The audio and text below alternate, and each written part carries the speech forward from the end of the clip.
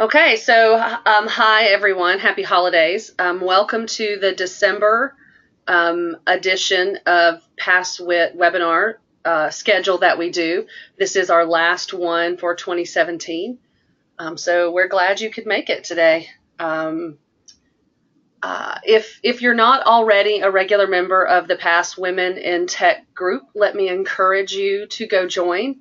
If you're here, you're probably a past member. So to become one, you go into your profile, go to My Chapters, and choose it.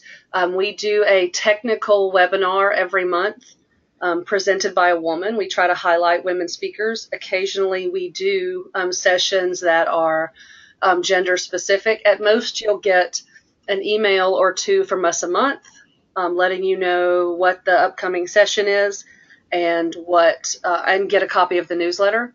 And if you'd like to attend, great. If you don't want to attend, ignore the email and go on to the next. But as they say, you cannot win if you do not play. Well, it's harder to sign up if you're not a member. You might miss the announcement. So I encourage you guys to go and do that. The Women in Technology chapter is blessed with 2 sponsors. It is an embarrassment of riches. We have both Redgate and Century One that sponsor us. So before the end of the webinar, I will select 2 winners of a $50 Amazon gift card. And I will send the contact about it to the email that you use to register for the webinar. I know a lot of you guys use spam catch emails for this kind of thing. So if you do, just make sure that you check that. You can find all of our PassWit sessions on YouTube. So if you have to drop off of this one today, it will be uploaded to the YouTube channel by the end of the day. Make sure that you check out our homepage, wit.sequelpass.org. Wit.pass.org also works. Again, join the virtual chapter and get our monthly newsletter. And follow us on Twitter at PassWit. Follow and use the hashtag PassWit when you have something that you want to share with us. We'd love to hear from you. I have a column in my tweet deck just dedicated to that hashtag. And a lot of people share some really great articles and information and stories and things like that. Our upcoming January webinar will be Monica Rathbun, I'm It, Surviving as a Lone DBA. She is now no longer a lone DBA. She works for Denny Cherry & Associates Consulting, but she was one for about 12 to 15 years. So she'll talk about some skills that she learned when you're the one that's always on call and you're the one that has to shoulder the load. And then in February, we'll have Amy Harold, Deadlocks, Blocks, and 2 Smoking Barrels, breaking down blocking and deadlocks. And I'm really excited to see that one. I wanted to see it in SQL Saturday DC this past weekend, but the room was over full and I couldn't get in. I mean, I should have tried to pull rank or something on her. So like I mentioned, Survival Techniques for a Lone DBA is what's coming up next month. But today, Julie, I misspelled your name. It's Julie Smith with a T, Smith. Although maybe I'll call you that the next time I see you. Julie Smith. I used to go by Smitty. Oh, well, yeah, I really did. Maybe I'll call you Julie Smitty. And as you'll all notice, I actually also failed to update the date from last Wednesday to this Wednesday when Julie was nice enough to let me move this by a week when I had a conflict. She is going to do some amazing stuff with Power BI today, using some really cute stuff to create reports with. So I am really excited about this. I'm going to go ahead and make you presenter, Julie, and I will keep my eyes out for any questions. If you guys do have any questions, just type them into the little chat bar over on the far right for me, and I'll try to find a good break point for Julie to transition to answer the question. And Julie, unless you need me, I'll be muted. Okay. And can you see my screen? Am I up and running?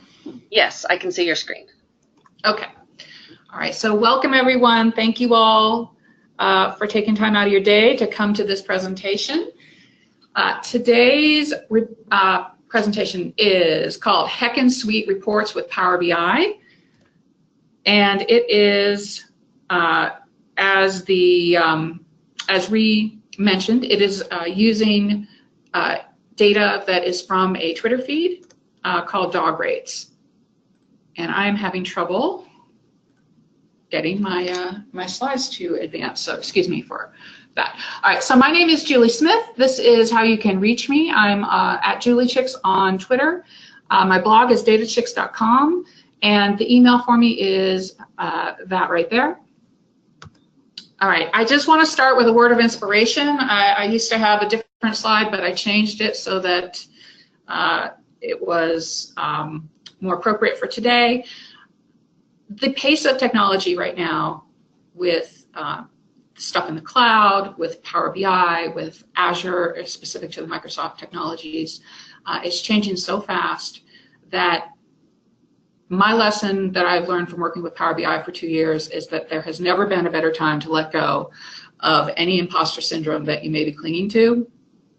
The only way to keep up with the changes that are happening with Power BI has been just to keep up with Twitter and to watch the blog. I have the address here, Power BI. If you just go to powerbi.com and then go to Learn and then go to Blog, that is the best way to keep up with the changes, because there are releases monthly with improvements. And in fact, I'm going to plug my own blog for a second. If you go to datachicks.com, I actually have a Power BI report that I've embedded in my blog that helps us categorize the announcements that come out. So that's my gift to you. It runs every night. It runs through and looks at the Power BI blog coming from Microsoft and has little categories here. This is a hierarchy drop down on the right, so that you can see, well, this isn't live, but if I wanted to see what's the latest update involving R, I could click on that, and my website will take you to all of the Power BI blogs that have come from Microsoft that have R as a topic. And then you can click on the link there, and it will take you straight back to the Microsoft blog. So my gift to you, my advice on how to keep up with Power BI. So what is Power BI? All right, so immediately I just want to show a report here. Power BI is reporting. It has been out since July 2015 in the Bumblebee version. Key factors of Power BI, just from me to you, is that it's presentation ready, meaning as I develop reports, I see the data immediately. Another key feature of Power BI is that I have my palette. It fits on one screen, and as I drag tiles into the screen in the report, they interact. That is very different from reporting services. All right, so the marketing buzz is 5 minutes to wow. Any data, anywhere, anytime. That's all very true. In human speak, what I have found working with Power BI is that, yes, it really is much faster. I'm having to flip back and forth right now between doing Power BI and doing actual SSRS, and I forget how hard SSRS can be now that I've been working with Power BI so much. Another good feature of it is that it is self-service, self-service-y. There are some users who are not going to want to do their own reports, but then there are data analysts and financial people and all kinds of power users out there who are going to take this tool and really, really thrive and do amazing things. And as I said before, you're creating tiles that interact and are presentation ready. So I put a little Bumblebee on this slide because I call it the Bumblebee version. Someone that I work with at IA came up with that code phrase for it, and I thought it was perfect because it is very gold and black. So the most important thing about what Power BI is, I covered. It's reports, it's presentation ready, but it's also so much more. Power BI is really a umbrella term for all sorts of services, apps, and tools. And here is probably just a partial list, okay? But it's important just for reference, and this deck will be available to you. it's important to understand that Power BI has a lot of elements to it. So you've got the service, and that is the browser-based service where people can consume the reports that you publish for them, and that would be software as a service. It is also a tool called Power BI Desktop, which is really important. So the top two are the two most, I find, important things to understand as far as Power BI. So we've got the desktop, which is a free Windows app where you create Power BI reports, and it has all of the powers that used to be in Excel. Okay, so you've got the Power Query portion, you've got the Power Pivot where you do your modeling, and you've got Power View. So everything that was released through Excel as a power tool, they bundled up and put it into Power BI Desktop, and it's free. So instead of having to pay for the license in Excel, you can get it through the desktop for free. A great thing about Power BI is that it came out almost immediately with a mobile app. First came out for the iPhone, and it just works. And initially, it did its best to render, but now even in the desktop, you can look at a report as you're designing it and get a view of what it's supposed to look like in mobile. There's a view for it. Another element is there are custom visualizations available. So it's open source. It's based on the D3 language. You can build your own custom visualizations. Great feature is Power BI Embedded. This is a way to take a report that you've built with Power BI and embed it in any web application that you build. Then we've got the report server, which came along. It went into preview in January of, I believe, 2016. It is now generally available, and it gives us not all of these, but most of the features of Power BI, but it's all on premises. If you have concerns about security and you are not allowed to go with cloud solutions, Power BI Report Server is available. And another feature is, or product, is Power BI Premium, and that is capacity pricing for really large organizations. The reason that capacity pricing has come out is because Power BI caught on. This is a look at the website and the pricing options that are available. There is Power BI Desktop free, and it is very hard to utilize Power BI Desktop free in an organization and have it be very effective, I have found. Pretty quickly, you get to the point where anybody who's using Power BI is probably going to be using a pro license, and that is about $10 a head per month. And then we also have Power BI Premium, which is for really large organizations. I would say you would need to be looking at least 500 people needing Power BI before a premium would really be a good option. For the P SKUs, there's two types of SKUs. There are P SKUs and then there are E SKUs. The E SKUs is just the way to use embedded. The premium, the P SKUs are the really expensive ones for large capacity. These are the scenarios where you need a pro license, and you can see why it becomes pretty. You very much need the pro licenses usually for an organization, because you need it to distribute content to other users and to collaborate. So Power BI is very tied in and works very well with Office 365. As soon as you're in Office 365, you can create groups and share reports. It's a very great way to manage security. You need those pro licenses. You need it to use the gateway and to access reports that are using Azure data sources, which means if it's refreshable. So if you need your data to refresh, which most of us do, then you're going to need a pro license. You, of course, need it to publish to Power BI Premium, and you need it to receive content from other users unless the user is associated with dedicated capacity in Power BI Premium. That's the one scenario where a free user can be in an organization and be effective, but that scenario is tied to the premium, which is pretty expensive. Is Power BI cloud only? No, it's not. As I mentioned just before, I just wanted to talk about my abstract mentioned that I was going to talk about Report Server. I'm not going to take a look at it, but I do have some slides for it. If you have concerns and are not able to use cloud-only Power BI, you can use the Power BI Report Server. This is a shot of it. We did some proof of concepts. You can create a Power BI report and publish it to the reporting portal. And therefore, you have an on-premises way to distribute Power BI reports. And you can have Power BI reports and paginated SSRS style reports inside your web portal.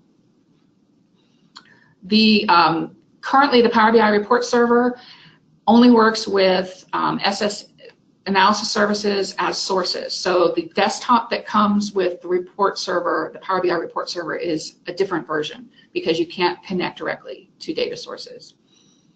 And I not only for the report server, but in this case, I refer you to the guyinacube.com website and blog and videos. It's Adam Saxton and Patrick LeBlanc. They are doing incredible videos, keeping us up to date. So anytime you have a question, always check them out first, and they have great videos and material on the Power BI report server and how to deploy it and use it. This is a shot of this is the preview version, a little bit dated, but this is a shot of the desktop, Power BI desktop, that is available that you use to develop reports for Power BI report server. And just notice that you do not have anything other than the visuals, that red square. All I'm able to do is connect and then do visuals. And that's a contrast to the regular Power BI desktop. You have this icon here would be where I would do modeling. I'm sorry, this would be where I would do modeling. This would be where I would create measurements. So just a little bit more data information about the report server. It's on-premises companion to premium. It's built on top of SSRS. The only two paths to this license are premium and SQL Server Enterprise with software assurance. And that is about the limit of what I know about pricing for the report server. If you have any further questions, you can reach out to me and we can refer you to someone else. But pricing has been a little bit tricky, and most people need some assistance to figure out their particular scenario for what their pricing is going to be. Okay, so moving on, I just wanted to give you guys some information again about the parts of Power BI. This is a screenshot of the service. This is it's been rebranded. If you have an older version, it used to look different. It didn't have these colors. This on the left is my main tool area, and most people, when you log in at first, you're just going to have my workspace, but this is a shot with many workspaces available, using it for the security and the sharing. So inside these work groups, you can have reports there. Okay, more important parts. This is just the retail sample. As I said, we've got tiles. These would all interact. Again, this is the older branding. We have dashboards, reports, and data sets. Down here would be where you would get data. This is looking at the service. And the service is really important because when you publish from the desktop, you're going to publish it to something and take a look at it through the service. It's where you do all the administration for Power BI. So it is where you set up and access gateways and data sets. It's where you schedule the data refreshes. It's where you implement row-level security. So this is your control panel for the reports that you're deploying. This is where you create application groups, formerly called work groups, and content packs, applications. Content packs are getting deprecated. That's why that's starred. Again, not again, I'm sorry. Moving on to the desktop, separate tool inside that list of services and apps that Power BI is. You download the desktop. It's the free tool where you author reports. It's where you model and shape data. It has DAX support. This is where you write DAX. And this is where, after you're finished creating your Power BI report, you publish to the Power BI service. So this is your development environment. And I will say that currently it is not integrated with any kind of source control. So as I said earlier, it's got the parts that used to be in Excel. All right, it's got Power Pivot, Power View, and Power Query. And I just wanted to mention, a lot of time there's confusion because in both Power Pivot and Power View, you can, for instance, create a new column. And so there is overlap. One thing that has helped me is, sometimes the question is, when should I use which? I would say that if you can, as a data practitioner, as someone who's good with SQL, if you can envision what you're about to do as something that you would do inside SSIS, whether with a query or with a transformation, let's say it is splitting a column or concatenating two things to make another one, or a case statement where you say, if it's this, then it could be, I would add a column that do that. Anything like that that could be written in T-SQL that you can envision going into the database and as just a query. It's great to do that inside Power Query. Power BI actually has something called query folding that will send it to the database engine and have it performed there, so that you're not putting it into the work of the Power BI, the VertiPaq. It's not being done there. It's actually getting pushed down into the SQL engine. So this is a shot of the desktop and where you access Power Query. What you can see here is that there are two windows open. So when you go into Get Data from the Power BI desktop, and I select Edit Queries or Get Data, I go into the Power Query Editor, the Query Editor, and it's a whole new window. And when I'm finished, I would hit Close and Apply, and that leaves up the report view inside the Power BI desktop and the modeling views. So this would be the Power Pivot and the Power View portions of Power BI. But when I go into Get Data or Edit Queries, I'm looking at the Power Query portion. This is a shot of the two main portions of Power BI that are related to Power Pivot. So it's on the left of my toolbar here, I've got the measurement, the grid, and then looking at this shot, I have the modeling. So of course, this is where you're going to draw your relationships or create your relationships in between tables, and in the measurements is where I would be writing DAX. And then when I go to the report view, this is where I have my visualizations pane and my fields pane, and this is where I drag and drop and create the visualizations based on what I have in the Power BI model. And I just want you to know that they're all underneath the covers, Power BI, Power Pivot, and SQL Server Analysis Services Tabular. It's all the same engine, it's all VertiPaq. And so you can actually, this gentleman, Sohail Bakshi, if you Google him, he has several blog posts that show how to do this. It's hacky sometimes, but you can take a Power BI desktop model and hack into it and put the model into Power Pivot, and then from there you can take it from Power Pivot and put it and deploy it to Visual Studio and create a tabular model. It's not seamless, but it can be done. And in Azure world, you can directly import a Power BI model and import it into Azure Analysis Services. So with Power BI, you hit a size limit with your models at about, it's constantly changing. I think it's still 10 gig. And so if you hit that scaling issue, then you can, there are ways to just import it into Analysis Services, especially with Azure Analysis Services.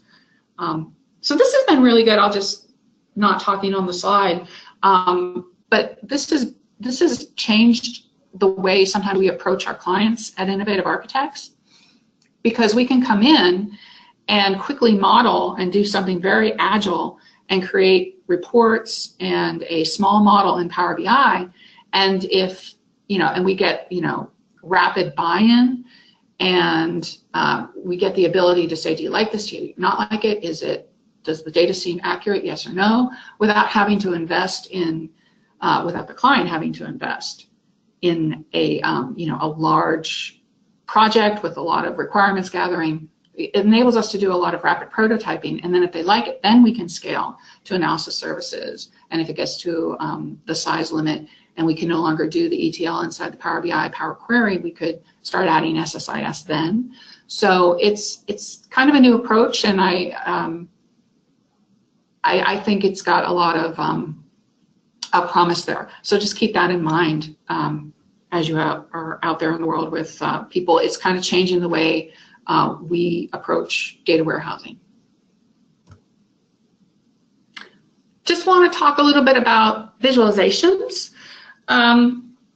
because I am not good with visualizations, and when I started working with Power BI because I had a client that I started with in July 2015, and that is right when Power BI went to general release, and it was kind of daunting for me. And so what I did is use my Pluralsight subscription and looked at a course. This one's highly recommended, Visualization for Developers by Dan Appelman. And what I got out of this course, and what I encourage you, if you are overwhelmed and feeling nervous about doing good visualizations, that there are 4 types that are really good to start with. Now, there's lots of visualizations, and the more you learn about visualizations and your client's data, then you can experiment. But if you are feeling nervous like I was, these are good ones to start with, is bar, column, line charts, scatter charts, and tables. And just knowing that someone said, these are the 4 to start with, that made me feel a lot better, and I was able to create reports that, that worked and the clients were happy with. Here is a link about why pie charts are not as great. It's kind of almost cliche at this point how there's a lot of haters for pie charts. This video really explains why that is the case. A lot of it has to do with just human perception and our inability to really determine slight differences between area. And pie charts also have angles, and so that's not good. That's also hard to interpret. Another thing watching this video that I learned was that it's less ideal if someone is having to look at a legend back and forth. And so a pie chart, often you have to say, oh, that color is slightly orange, and now I have to look on the legend. So there are ways around that, but this is a great video explaining why pie charts don't work as great. Having said that, my client has a lot of pie charts in their report because they like them. So, you do what is the most effective thing for you and your clients and your business needs. But here's an example of a bar and column chart, and this is easy to interpret and all one color. So I can see easily that the average rating for doggos is increasing every year. If I wanted to see the trends over time, more specifically, line charts are really good for that. I can see that, as it's going across time to the right, and I can see the line charts, and I can see that generally it's trending up. Scatter charts are another recommended type of visual to use. And what scatter charts give you is they can show you trends, but rather than that line, which has to be an aggregate, you can see outliers and clusters. And then tables are really good. So if you can fit it into your visualization, a table is always a lovely way to give people the actual figures. They want to know, okay, I see the column, but what's that actual figure? So they're very helpful. Area perceptions, again, this is to be avoided if possible. On the left, we've got the stacked column, and again, it's just there's a lot required of the person looking at this to interpret it. You have to look at the color, and then you have to try and take a guess, and then when they're stacked, it's even more difficult. Okay. With Power BI, you can share reports inside or outside of your organization. You can share a dashboard, not the reports or data sets directly. And there is row level security available. And what that means is that a person a user can have a, let's say a person is associated with a region, you can build that row level role into the Power BI report, build a filter that says, okay, so this is my California region, and then inside the service, you can assign people to roles. And it's basically like saying they're only going to see the data where the state equals California. Here's a shot of Power BI on mobile. As I said, it just works and it's fantastic. My client loves this, loves being able to show his clients, hey, look, here's where your sales are for this month. Just want to touch on embedded. Embedded is another really popular feature, especially with my client. It enables you to create a report and just embed it in an application. You create everything, you're in charge, and what embedded helps a lot with is when your client has clients and they want to distribute their data.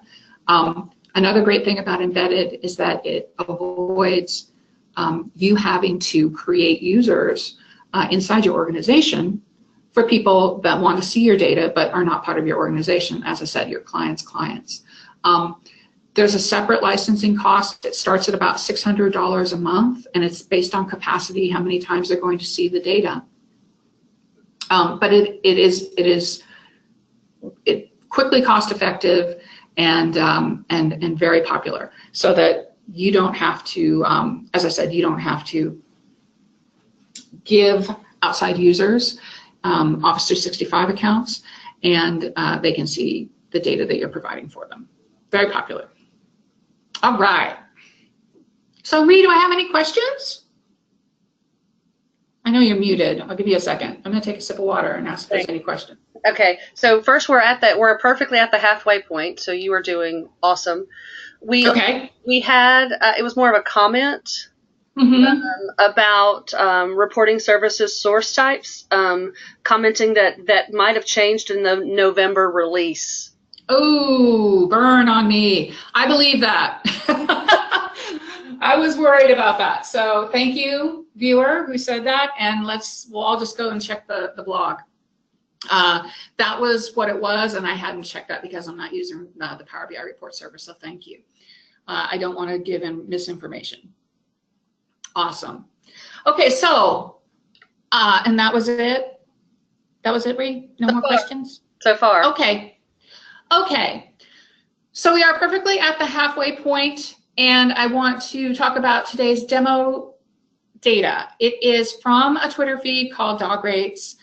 I think from my experience doing these demos, people either love it or hate it. I've had most people like it, but some people have been kind of like, this is really silly, and I wanted to learn about data, not dogs. So, you know, my apologies.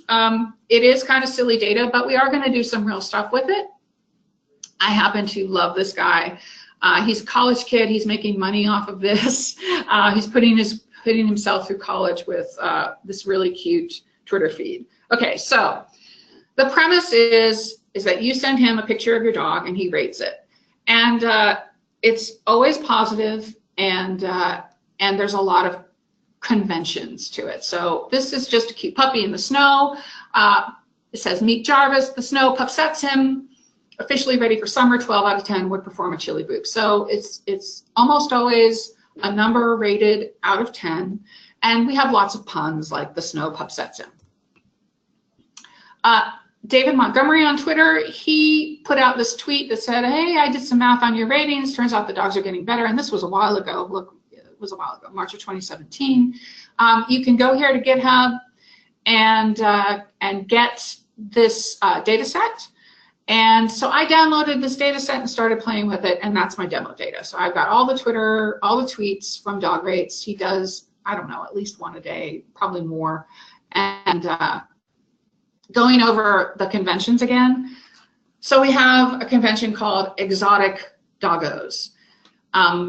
So this is a convention where he pretends, so clearly this is not really a dog. He pretends that he doesn't understand and thinks that it's just a really weird looking dog. So for this one, it's Georgie. It's actually a seal. Only appears when called, aggressively, average at fetch, unique front paws, looks slippery, 10 out of 10 would pet. So that's a convention. It makes me laugh. And then there's another convention where he pretends that he's upset. The We Rate Dogs guy says, I'm upset because you've sent in a picture of not a dog. And so that's the convention. He says, we only rate dogs, not exceptional tongued Peruvian floor bears. Thank you, 12 out of 10. And then the one on the right here, he says, unbelievable, we only rate dogs. Please stop sending in other things like this blossoming flock kangaroo. Thank you. So I just find this incredibly amusing, and I'm going to show you guys how to play with this data, and we'll do some things with it, all right? So I'm going out of the slide deck and going to go to a pretty empty canvas. I have 2 Power BI desktop files open right now. I have one called Lit Live, which doesn't have hardly anything in it, and then I have one that's kind of like the cooking show. It's got all the stuff in it that I've ever done with this stuff, but I just wanted to start from scratch. And that is another thing to keep in mind with the Power BI desktop that's a little bit weird. When you open up a new solution, they're called .pbix files. When you open up a new one, it opens up a whole new session of Power BI. So I go down here, I actually have 4 windows open because I have Power Query and the Power Pivot portion of 2 models open, okay? So I'm going to go to Get Data. This is a blank Power BI file with Live, and I have this data.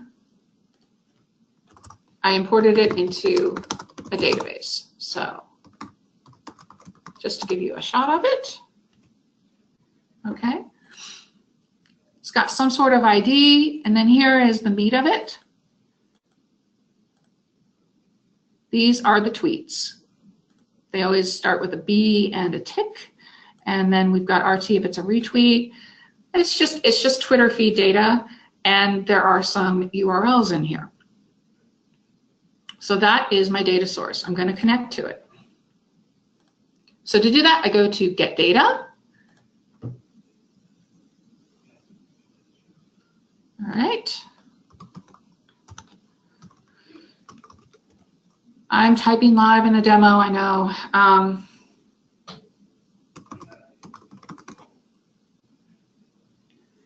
And this would be where I set up the initial connection. This is an on-premises server, and so I'm just going to go from here. I'm going to click OK.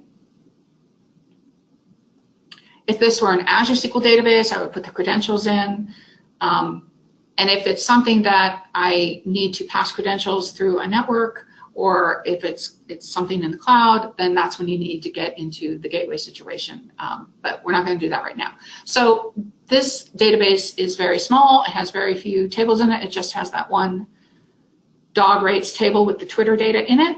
I'm going to select it and click Edit. And it brings it up. And since I've already done this, it auto numbers it with a 2. And this is where I would do some extract, transform, and load type functions. So for instance, I just want to get rid of that. It's an empty column. I'm going to get rid of it. And what I'm going to do is I'm going to add a custom column, because sometimes dog rates just does tweets that do not mention anybody, and sometimes they actually have interactions like the very famous where he was talking to a guy named Brant, and he pretended he didn't know his name. But that was a back and forth consideration. And so if I wanted to say this actually mentioned someone, I could create a yes/no column based on whether or not somebody he's actually interacting with someone on Twitter with that @ symbol. So if I said add column, I can do, very useful feature, add column, I can do a conditional column. And this brings up a UI. And this is where I would say, I'm going to name this column mention, and it steps me through it. So I'm going to click the drop down and it says, I'm going to say if the tweet contains @ then I'm going to make this true. And if it doesn't, I'm going to make it false. So very simple logic. And that creates an entire column for me that I could use and I could filter on. What Power Query uses as its language is called M. So if I wanted to see what it looks like, I can see it step by step here. But I can also always go to View inside the Query Editor, and go to Advanced Editor. And this is the M language that I'm using that I have written so far. So I've added a column, and it's called mention, and if it's the tweet contains the @ symbol, then true, else false. So you can see how it works. I can't write M from scratch, but you can always go in here, copy it, modify it if you need to. I've done hacky things like that. Okay, so that is adding a conditional column. Another thing that I do a lot is I say, okay, I'm gonna split this column apart. Let's say I have something that's comma delimited in one column. We always run into that. We shouldn't, but we do. First thing I would do is duplicate the column, and so that I have one to work with. So I duplicated the column. It's over here. And then I could say split column. The split column function inside the query editor is very, very useful. I'm going to go and do it by delimiter. And again, I get a UI that's going to walk me through what I need to do. So if I wanted to split a column, this is a really good example of something that's very often done in SSIS. Here's all the ones that are available, comma. But I could say I'm going to leave it as custom, and if it were a bar, I could put a bar in. But I'm not going to use that. I'm going to use the period. And I can say I only want 2 columns by saying the leftmost delimiter, and that would mean that the very first time it finds it, what's to the left of it is 1 column, and everything to the right is a second column. Same thing here, only reverse, or I could say each occurrence of the delimiter. So let's just do the leftmost and click OK. And so this is everything that was to the left of the period, and this is everything that was to the right. Another great thing about the query editor is I can go back and look at what I did. So I can step through the applied steps and see what I've done. So I was able to create a column called mention by using the query editor, but I just wanted to go back and connect again and show you another thing that you can do. So if I wanted to, let's say, go here, I say get data. If I wanted to do this instead with T-SQL, I could do it with T-SQL. I could write the statement with a SQL statement, and then I can copy this query, and I can put the query into my original connection. So I'm going to close and apply and go through that again. It's applying the changes. I'm going to show you how I would do that. I say get data, SQL Server.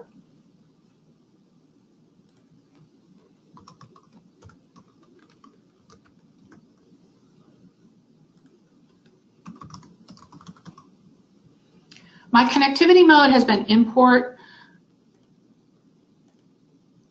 If I wanted to, if direct query is not working, okay, we'll leave it at import. I'm going to go to the advanced options.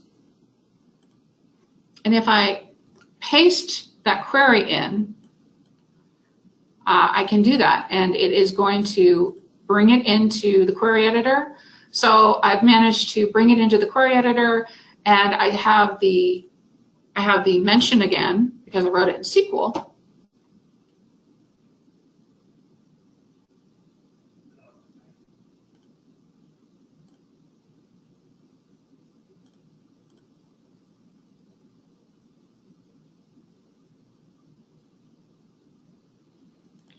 Here it is. And I did the exact same thing. So I'm going to close and apply that.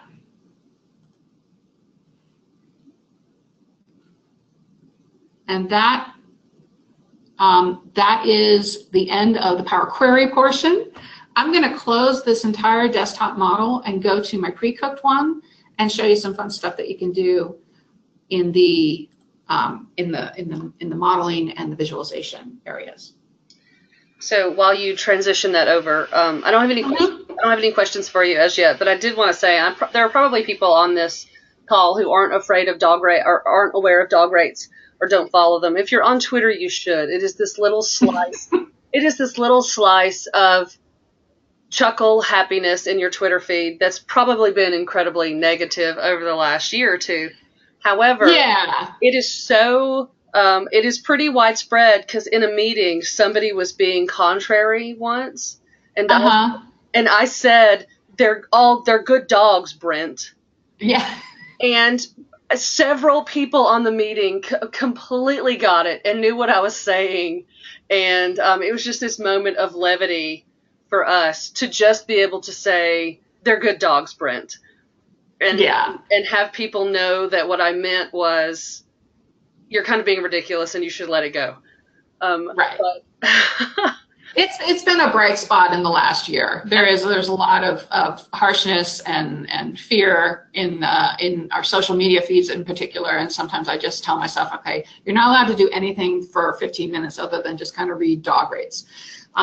So yes, thank you for pointing that out. I was trying to, but I'm probably not doing it justice. But yeah, thank you. Oh, and before I forget to tell you, Kellen Gorman, who is at DBA Kevlar on Twitter, her dog has been rated by dog rates. Her little Chihuahua was.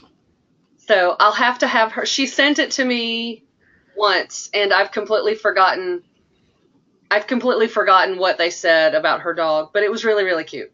So I'll have to ask her. Yeah, thank you. Okay, so I have done some really fancy things with the dog rates data that honestly I didn't write down how I did it all, and I've kind of even almost forgotten. But so this is, like I said, this is my pre-cooked version, and I did some fun stuff. Like I looked for the word frustrating, and if I found the word frustrating, then I added a custom column that said it's the wrong animal. And let's see, what else have I done? Oh, and I did some, again, I did this with T-SQL, but you could do it with the query editor as well, where taking this data, the actual rating, if you see here, like here's the 12 out of 10, it's buried inside the tweet. And so I took it out using SQL, and then I think I added it with the query editor, but I have the rating, so I have all this data available. And then I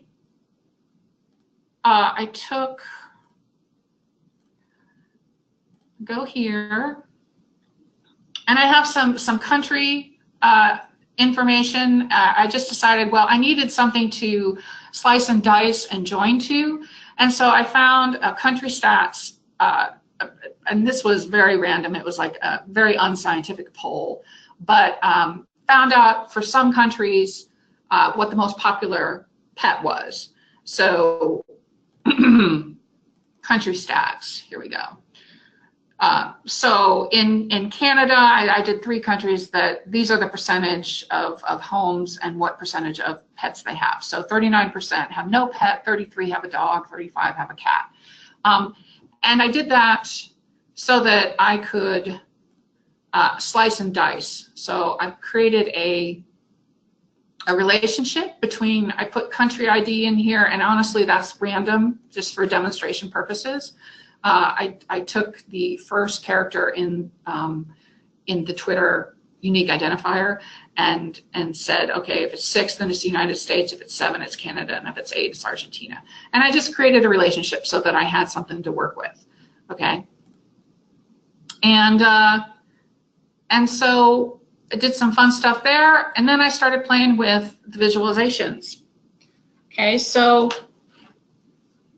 I'm in the Power BI desktop tool, and I just wanted to show you some visualizations here. So this we have the numerator, and I have the average of the numerator, and I wanted to go over some of the features. As I said, you have your one palette, you have your one report, but I can drag and drop visualizations into it,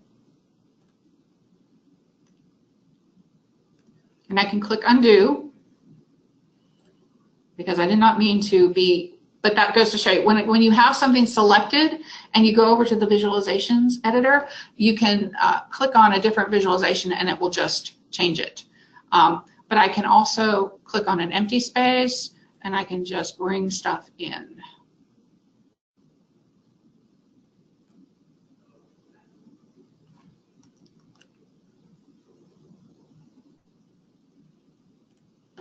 I swear you can do that.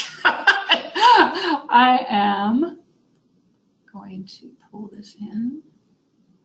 I'm going to do it in a new place. Goodness me.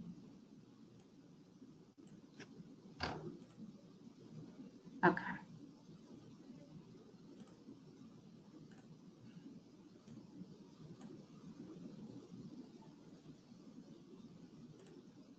Okay.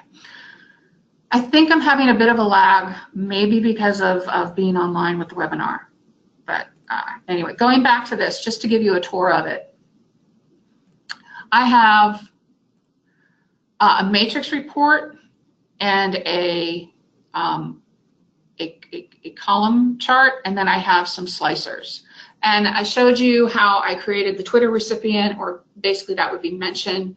And the great thing about Power BI reports is that they interact. So this is a filter, a slicer, and if I click true, everything is going to change. So now I have filtered based on whether this was a Twitter recipient, and I can clear it by clicking on that, clicking the little eraser.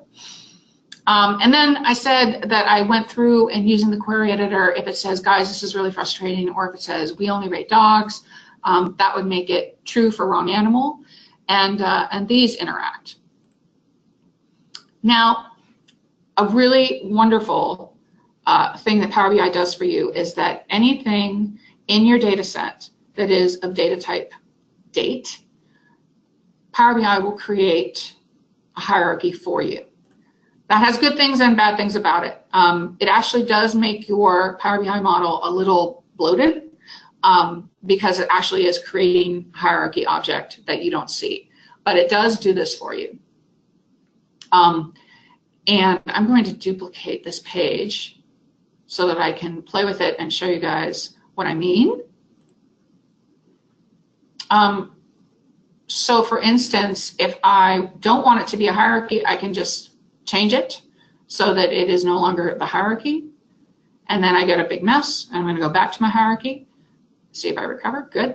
And because it's a hierarchy and these are dates, I get the year first, the quarter, then the month, and the day. What if I say I never want to see the day?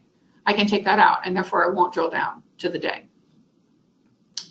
Whenever something is rendered in Power BI and you have a hierarchy available, you will see these drill down buttons in your visualizations. If I click go to the next level on the hierarchy, it takes me to the next level without the year, because it's going to go to the quarter. And I can go back up. But if I want to see all the levels, then it's going to, I click the expand all down one level in the hierarchy, and I get the year and the quarter information. So it's a little variation. It can be challenging to navigate when you're first learning. The other thing that is available is, I can click that to turn on the drill down, and that way I can just navigate by clicking on the object. If I go down to quarter 3, it's going to take me to the month, And because I took the day out, I can't go any further. All right. If I go to this one, my original, I didn't take the day out, so I can click and drill all the way down to the day. Okay, so that's fun. I am going to do a short demo of the drill through feature. Drill through, it got released in the last, I don't know, maybe September. What drill through does is, remember I told you guys that I put some country data in, and then I had information about what percentage people were bird, cat, dog owners. What I did is, this is a chart that just shows that, and as I am creating the report, I put the country field into the drill through filter right here. I put it there, and what that did is that any other visualization inside this report that has the country, if I right click on it, I can go to drill through, and it will take me to the pet ownership report filtered on the country that I'm clicked on. So this is going to show me Argentina. And remember when we looked at it before, we showed all of them. And then if I were in the service, I would click here to go back to the report.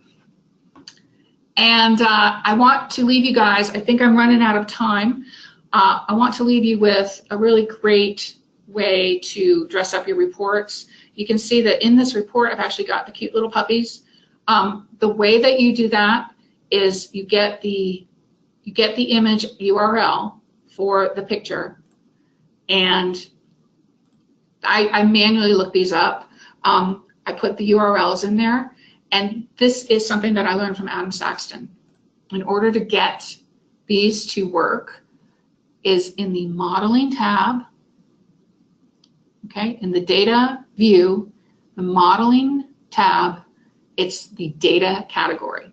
So I click on image URL, and I'm going to make it, I click on data category, and I select image URL. If I want it just to be a regular URL, I click on web URL, and looking at these, that is how I did this. I'll show you, you can actually go in here, I can make it go away. Oh no, put it back. Poor Jarvis. Yeah, no, he's back.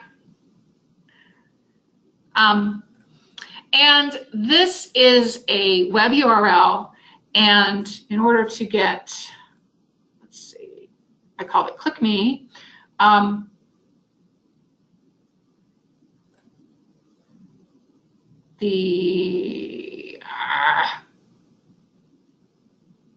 That is in the formatting tool. Yeah. Okay, I didn't write that down exactly where that is, but it is in the formatting tool. There is actually a feature, a function here where I'll find it. I may have to send that to Ree and send it out separately, but image URL, field formatting. Okay, but I can make that flip back and forth between being the URL with the verbiage and that little hyperlink. So I'm going to look for it while Ree looks for questions, okay? So that I don't not have that. Are there any questions? It looks like I'm out of time. People can stay or not. It's fine. So I have a link for the data sources if we wanted. And is it possible to have a URL in a report in the service reference a file on my local network? Does that make sense? I mean, yeah, that makes sense. So instead of a URL, it would be a file path, right? Right. I honestly don't know. I think yes, but I would have to test that. I've not done it. Okay. And like you did other things where you looked for a specific set of words to tell it to do Mm-hmm. something, could you have or did you do the same thing for when when the tweet has a link in it that is the image? If the tweet contained this image link, Uh-huh. could you then do a calculation to make that field the image URL? Or does it have to That be done separately? that so I could have this data feed did not have the image URL. Okay. What I want to do next is to you can have a Twitter source, you can have a Twitter feed. All you have to do is set up an API, and you can connect to that as well. And that way, using the Twitter API, you could get the image URL, and that is what the next phase of this demo would be. So it simply wasn't available in this particular data set that I got from the David Montgomery Twitter. But that would have been possible if it were the Twitter Yes. feed or if it had been available in the data set. Yes, Got yes. it. Okay. Yes, and that was a great question. That is absolutely what I would rather do. I don't have the Twitter API set up yet for this data. I would love to do that. Okay. So I will tell you, Julie, even though there aren't a lot of questions, Mm-hmm. everyone who started the webinar finished the webinar. I didn't have anybody like halfway, like, go, not for me, click, done. So they stuck around. So, well, thank you guys so much. Yeah, webinars make me so nervous because I can't see your faces. I can't tell if I'm driving you to tears with boredom or annoyance. So thank you for sticking around. And email me. Like I said, I will make this presentation available to read so that you guys have my contact information, and the source for the data is in there. And email me if you have any questions. So everybody hold on one second. Don't log off. I'm recording this address really quickly, and I can only do that while you're still in the session. So nobody leave. Okay. So that I can announce who won. Does it DEBALLY. Okay. Oh no, I typed that in. Why am I failing? I'm such a failure right this second. No, stop it.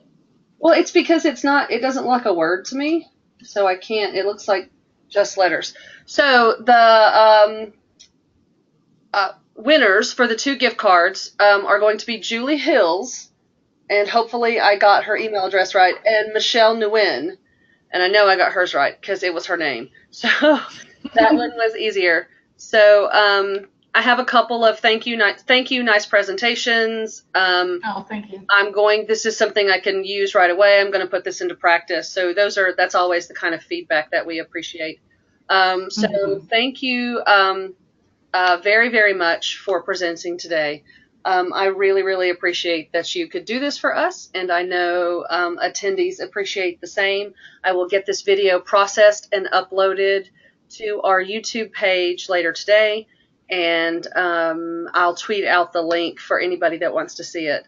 So again, thank you everybody for attending, and we'll hopefully see you next month.